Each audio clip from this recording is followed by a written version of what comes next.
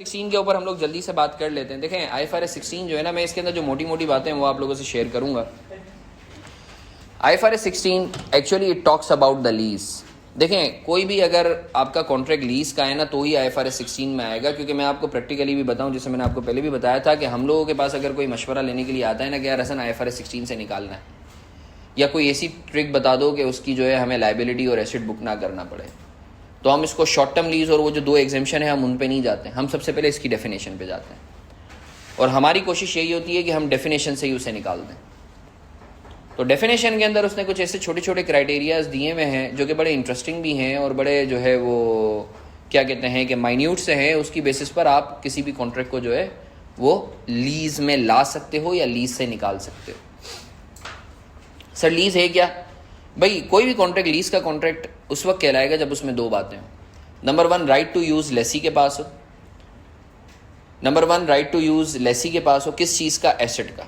मतलब एसेट होना भी ज़रूरी है और राइट टू यूज लेसी के पास होना ज़रूरी है। दोनों में से कोई एक भी चीज़ मिसिंग है तो वो कॉन्ट्रैक्ट तो कहलाएगा, वो लीज नहीं कहलाएगा। तो हसन वो डील कहाँ होगा? वो IFRS 15 में होगा, रेवेन्यू में। सही है। अच्छा सर हसन एसेट आइडेंटिफाइड होने का मतलब क्या है? भाई देखें, एसेट आइडेंटिफाइड होने का मतलब ये पता हो कि ये एसेट है जिसका कॉन्ट्रैक्ट हो रहा है। ऐसा ना हो कि अच्छा ये भी हो सकता है, ये भी जहां ये बात हो ना अच्छा कुछ भी हो सकता है, वो होगा एसेट आइडेंटिफाइड नहीं है। जरूरी नहीं है कॉन्ट्रैक्ट में लिखा हुआ हो, इट माइट बी इम्प्लिसिट। अच्छा जी, फिर इलस्ट्रेशन हमने की, फिर हमने बात की कि देखें यार बाजुकात इसमें मॉडलिटी ये होती है कि पोर्शन अगर आपको मिल रहा है तो उस केस में क्या करेंगे। अगर पोर्शन तो सेपरेट हो सकता है, फॉर एग्जांपल ये दो कमरे हैं, ये कमरा और उसके पीछे वाला कमरा है पोर्शन, मगर चूंकि सेपरेट है तो आप बोलोगे आइडेंटिफाइड है। या लेट्स से इसके साथ सेमिनार हॉल है, दो पोर्शन ही है एक तरीके से, बीच में दीवार लगी हुई है ना, सेपरेटली आइडेंटिफाइड है। अच्छा अगर पोर्शन ऐसा है कि वो कैपेसिटी है, सेपरेट नहीं हो सकता, तो फिर आप क्या देखोगे कि सब्सटेंशियल राइट लेसी के पास है। सब्सटेंशियल राइट का मतलब है 90% और मोर। अगर तो है तो आप बोलोगे आइडेंटिफाइड है, अगर तो नहीं है, लेट्स से जो है वो एक जो है वो पेट्रोल लाइन जा रही थी, मैंने बोला यार अगर ऑयल की लाइन जा रही है, मैंने बोला यार इसकी जो भी कैपेसिटी होगी उसका 30% मेरा है। अगेन सब्सटेंशियल पोर्शन मेरे पास नहीं है, तो ये एसेट आइडेंटिफाइड नहीं कहलाएगा। जहां मैं बोलूंगा यार इसका जो 90% मिनिमम 90% तो मैं ही लूंगा उस ऑयल पाइपलाइन का, तो मैं बोलूंगा हाँ यार ये आइडेंटिफाइड है। तो पोर्शन जब भी हो तो आपने देखना है सेपरेट हो सकता है तो सही है, आइडेंटिफाइड है। नहीं हो सकता तो आप देखोगे कि यार कैपेसिटी का कितना पोर्शन आपके पास है, लेसी के पास है। अच्छा जी, फिर आखिरी केस आ जाता है, वो ये है कि यार देखें राइट टू सब्सटीट्यूट किसके पास है? Substantial right to substitute.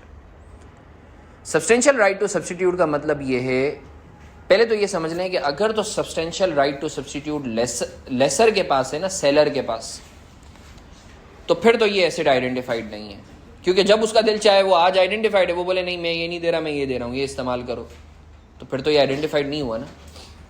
Substantial right का मतलब क्या है? जब लेसर के पास राइट हो कि वो कभी भी चाहे चेंज कर दे और वो लेसर के लिए कॉस्ट बेनिफिट एनालिसिस के ऊपर इकोनॉमिकली बेनिफिशियल भी हो।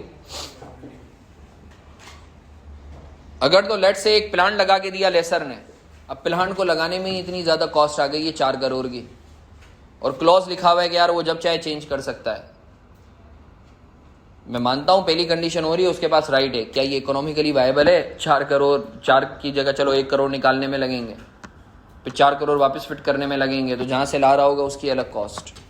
तो वी नीड टू सी कि जो सब्सटेंशियल राइट है, हाँ अगर फॉर एग्जांपल अदील को मैंने कोई गाड़ी दी हुई है, मैंने अदील को बोला यार जो है मेरी मर्जी है, मैं तुझे अभी ये गाड़ी दे रहा हूँ, अगर मेरा दिल चाहेगा मैं 1 महीने बाद कोई और गाड़ी दे दूंगा, मेरे पास राइट टू सब्सटीट्यूट भी हो रही है, मेरे लिए बेनिफिशियल भी है, कोई मसला नहीं है। गाड़ियों के ऊपर कोई चेंज करने में कोई कॉस्ट वगैरह इतनी इनकर नहीं होती है।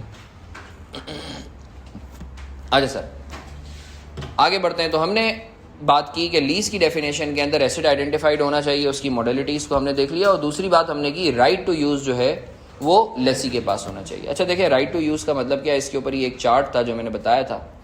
अगर तो सप्लायर सारी चीज़ें डिसाइड कर रहा है ना, ऑपरेशनल चीज़ें, तो इसका मतलब ये है कि राइट टू यूज़ लेसी के पास नहीं है। अरे भाई वो बोलते हैं ना आम खाओ गुटलियाँ मत गिनो, तो अगर तो ये वाला सीन है, ये लीज नहीं है, गुटलियाँ गिनना भी ज़रूरी है। सही है। अगर तो कॉन्ट्रैक्ट ऐसा है कि भाई आपको सर्विसेज मिल रही हैं, आपका कुछ जो है कि भाई सर्विसेज हो कैसे रही हैं, क्या काम हो रहा है, अगर तो आपकी कोई जो है उसके ऊपर कोई कंट्रोल नहीं है तो आपका राइट नहीं है। अगर तो आपका राइट है तो बिल्कुल लेस लीज है, केस 2। अच्छा, बाजू का ऐसा होता है कि प्री डिटरमाइंड यूजेज होता है, एक चीज बनी जो है इस चीज के लिए, इसमें ना लेसर कुछ कर सकता है, एक प्रोसेस है वो चलेगा ही ऐसे, पहले ए फिर बी फिर सी, ना लेसर अपनी मंतक लगा सकता है ना लेसी अपनी मंतक लगा सकता है कि नहीं ए के बाद एम आए फिर सी आए, कोई भी मंतक नहीं लगा सकता। तो स्टैंडर्ड बोलता है कि उस केस में तुम देखो कि डिजाइन किसने किया था ये प्री डिटरमाइंड यूजेज। अगर तो डिजाइन लेसी ने किया है तो फिर आप बोलोगे राइट टू यूज लेसी के पास है, क्योंकि जो लेसी बोल रहा है इफेक्टिवली वही चल रहा है। तो ये राइट टू यूज पे हम लोगों ने बात की। फिर हम लोगों ने इसको, मैं क्विकली अगेन जैसे मैंने आपको बताया कि असेसमेंट पर्सपेक्टिव से ये इतना मॉडरेट लेवल का है, तो मैं जो मेन चीज़ें आप लोगों को वो हाईलाइट करवा रहा हूँ।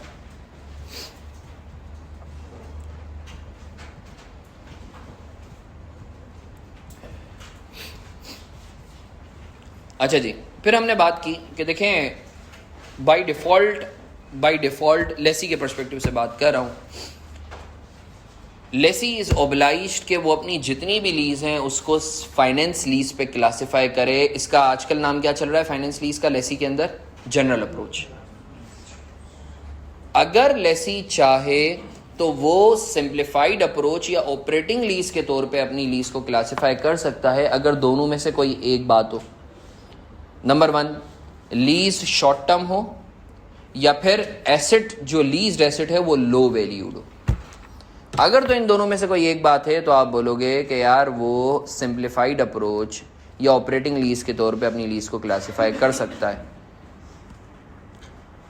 अगर नहीं है तो उसको फाइनेंस लीज। अच्छा Hasan, operating lease I am sure आप लोगों को पता है, आप कोई एसेट बुक नहीं करते, सिर्फ रेंट एक्सपेंस बुक करते हो। फाइनेंस लीज के अंदर आप एक तरफ लायबिलिटी बुक करते हो, एक तरफ ROUA बुक करते हो, सही है ना? अच्छा सर, लो वैल्यूड एसेट क्या होते हैं? इसके अंदर 3-4 बातें हम लोगों ने पढ़ी थी। भाई लो वैल्यूड एसेट वो होते हैं जिनकी वैल्यू $5,000 या उससे कम। अच्छा, ये जो वैल्यू बात हो रही है वो वैल्यू है जब एसेट नया हो। आज अगर फॉर एग्जांपल कोई एसेट की वैल्यू है तो आज अगर $5,000 से कम है तो आप आज की वैल्यू नहीं, अगर तो ये नया होता तो क्या वैल्यू होती आप बोलोगे। नंबर 3, अगर तो आपने सब लीज के लिए कोई एसेट लिया हुआ है तो वो लो वैल्यूड भले ही हो, आप फिर भी उसको फाइनेंस लीज के तौर पे क्लासिफाई करोगे। सब लीज के ऊपर ये वाली एग्जम्पशन अप्लाई। अच्छा, बाजू का तो होता है इंटर रिलेटेड एसेट्स होता है, फॉर एग्जांपल असेंबली लाइन। तो लो वैल्यूड एसेट का क्राइटेरिया देखने के लिए उन सब एसेट्स को मिला के आप वैल्यू देखोगे। इसके ऊपर फिर हम लोगों ने 4-5 इलस्ट्रेशंस भी की और इसको हम लोगों ने देखा। फिर हम बात करते हैं short term lease. Short term lease से पहले जरूरी है कि हम समझें लीज टर्म है क्या। शॉर्ट या लॉन्ग की तो बात की बात होती है। लीज टर्म वो टर्म है जिस टेन्योर का आप कॉन्ट्रैक्ट करते हो। अब ये नॉर्मल तो होता है ना कि 5 साल का कॉन्ट्रैक्ट किया, नहीं, 3 बातें होती हैं जो लीज टर्म में हमें देखनी होती हैं। बात नंबर 1, एक तो नॉन कैंसिलेबल पीरियड होता है। फवाद और मेरा कॉन्ट्रैक्ट हुआ, फवाद को से गाड़ी चाहिए थी, मैंने बोला सही है यार 5 साल का कॉन्ट्रैक्ट कर लो, ना तुम कैंसिल करोगे ना मैं कैंसिल करूंगा, नॉन कैंसिलेबल 3 साल का कर लो। फवाद ने बोला अच्छा हसन एक काम करो, इसको जो है ना 5 साल का कर दो, 2 साल जो है ना वो कैंसिलेबल रखो कि तुम भी कैंसिल कर सकते हो मैं भी कैंसिल कर सकता हूँ, बल्कि मैं कैंसिल कर सकता हूँ। मैंने बोला सही है ठीक है चलो कैंसिलेबल तुम कर सकते हो बीइंग अ लेसी। तो 3 साल तो नॉन कैंसिलेबल है, 2 साल कैंसिलेबल है। फिर फवाद ने बोला कि गाड़ी की कंडीशन अच्छी है। फवाद ने बोला यार मैं ही चला रहा हूँ, गाड़ियाँ आप चेंज थोड़ी करूँगा, इतनी दिन ब दिन महंगी हो रही हैं। तो फवाद ने बोला कि यार मैं एक काम करता हूँ, हसन के लिए हसन से 2 साल का और वो कर लेता हूँ, ऑप्शन मैं ले लेता हूँ रिन्यूएबल ऑप्शन, कि अगर मैं चाहूँ, अगर फवाद चाहे तो वो 2 साल के लिए और रिन्यू कर सकता है। तो 3 साल का नॉन कैंसिलेबल, 2 साल का कैंसिलेबल और 2 साल का रिन्यूएबल ऑप्शन है। तो सवाल ये पैदा होता है मेरी लीज टर्म क्या है? 3, 5, 7। स्टैंडर्ड बोलता है कि नॉन कैंसिलेबल को तो लोगे ही लोगे, कैंसिलेबल को उस वक्त लोगे अगर तो लेसी का इरादा है कि वो कैंसिल नहीं करेगा, और रिन्यूएबल को उस वक्त लोगे अगर तो लेसी का इरादा है कि वो रिन्यू करेगा। आई होप आपको क्लियर हो, सही है। तो ये लीज टर्म आ गई इस बेसिस पे। शॉर्ट टर्म लीज कौन सी होती है? इन सारी बातों को मद्देनजर रखते हुए अगर तो लीज का पीरियड 12 महीने या उससे कम है तो वो शॉर्ट टर्म कहलाएगी, वरना वो लॉन्ग टर्म कहलाएगी। Having discussed all these things, उसके ऊपर हमने फिर इलस्ट्रेशन की डिटेल में, काफ़ी ज़्यादा हम लोगों ने इसके अंदर बात की। अच्छा हसन, एक बात बताओ कि अगर तो तुम इसको चलो सिंप्लीफाइड अप्रोच पे या ऑपरेटिंग लीज पे रखते हो, ये बहुत इंपॉर्टेंट बात है, तो हम क्या करेंगे? हम सिर्फ रेंट एक्सपेंस बुक करेंगे। अच्छा, बाज़-औक़ात आपको होता है कि वो 10% का ना इंक्रीमेंट होता है प्रैक्टिकली, कि हर साल 10% से किराया बढ़ रहा है। तो याद रखिएगा, स्टैंडर्ड बोलता है कि सिंप्लीफाइड अप्रोच में रेंट एक्सपेंस को पेमेंट की बेसिस पे बुक नहीं कीजिएगा, स्ट्रेट लाइन बेसिस पे बुक कीजिएगा, एवरेज आउट कीजिएगा। पहले साल में 1 लाख, दूसरे साल में 1.5 लाख, तीसरे साल में 2 लाख, तो 1 + 1.5 + 2 डिवाइडेड बाई 3, तो जो आएगा वो हर साल बुक करना है, एवरेज बेसिस पे करना है, एवरेज आउट करना है। अच्छा जी, फिर बात आ जाती है कि जनरल अप्रोच, ये तो बाय डिफॉल्ट जो है वो अप्रोच है, जो आएगा इसको। जनरल अप्रोच के अंदर आपने कुछ नहीं करना है, एक तरफ लीज लायबिलिटी बुक करनी है, दूसरी तरफ ROUA बुक करना है। एक तरफ लीज लायबिलिटी, दूसरी तरफ ROUA। लीज लायबिलिटी क्या है हसन? अभी डे 1 पे बात कर रहा हूँ। जो भी लीज के अंदर पेमेंट होंगी ना, उसको प्रेजेंट वैल्यू पे ले लें, वो लीज लायबिलिटी होगी। जो भी लीज पेमेंट है उसकी प्रेजेंट वैल्यू ले लें, वो लीज लायबिलिटी कहलाएगी।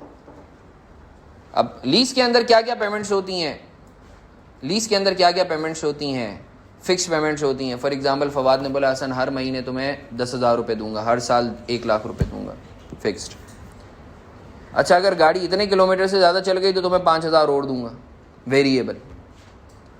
इसी तरीके से अगर जो है कैंसलेबल की कुछ पेनल्टीज़ हैं, अगर ये कैंसिल करता है तो कुछ पेनल्टीज़ हैं और इसका इरादा है कि ये कैंसिल करेगा, तो वो भी लीज पेमेंट का हिस्सा।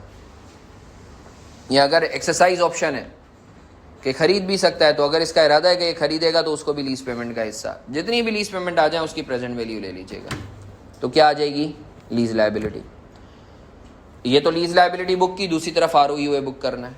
ROUA क्या होगा? ROUA is lease liability plus incidental cost plus present value of dismantling cost. ये 3-4 मोटी मोटी बातें। इनिशियल डायरेक्ट कॉस्ट, अगर कोई एडवांस में पेमेंट की है वो, और प्रेजेंट वैल्यू आपने लेनी, और अगर कोई इंसेंटिव वगैरह आपको मिल रहा है तो वो माइनस कर दीजिएगा। तो ये आपकी इनिशियल मेजरमेंट आ गई ROUA की। अब सवाल ये पैदा होता है कि हसन डे 1 पे तो तुमने इनिशियल मेजरमेंट बता दी, ROUA आ गया, लीज लायबिलिटी आ गई, अब सब्सिक्वेंटली क्या करोगे? ROUA को डिप्रिशिएट करना है। कौन सी लाइफ पे बताएं? नहीं, lower of lease term and useful life, unless lessee has the option to purchase. उस केस के अंदर यूजफुल लाइफ पे करेंगे। फॉर एग्जाम्पल फवाद ने मुझसे गाड़ी ली 5 साल के लिए और इसके पास ऑप्शन है ये खरीद भी सकता है। यूजफुल लाइफ है इस गाड़ी की 7 साल। इसका इरादा है नहीं खरीदेगा, कितने सालों पे डेप्रिशिएट करेगा? 5। इसका इरादा है ये खरीदेगा 7। और लीज लायबिलिटी को कैसे करेंगे अमोर्टाइज? जिससे आप फाइनेंशियल लायबिलिटी को करते हैं, वही IRR, कूपन रेट, जो स्केजुअल बनाता है। फिर स्केजुअल आएगा नहीं तो ये हमारे लिए रेलेवेंट है, सच है भी नहीं। आगे बढ़े। अच्छा जी, ये हम लोगों ने पूरा लीज वाला एरिया जो है, ये सारी इलस्ट्रेशंस वगैरह हैं। आई विश यहाँ लेसर की चीज़ें हों। अच्छा भाई, ROUA जो हम लोग अभी पढ़ते हुए आ रहे हैं,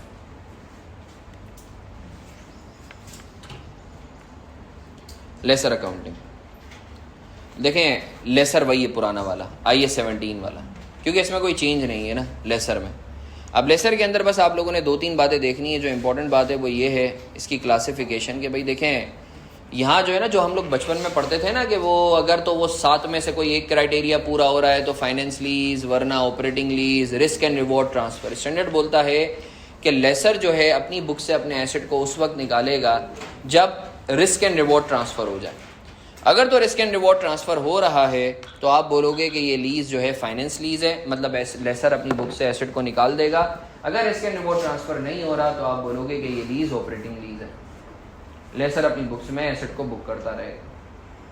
अच्छा हसन, वो 5-7 क्राइटेरिया क्या है? वो 5-7 क्राइटेरिया क्या है? आई विश यहाँ लिखे हुए हो।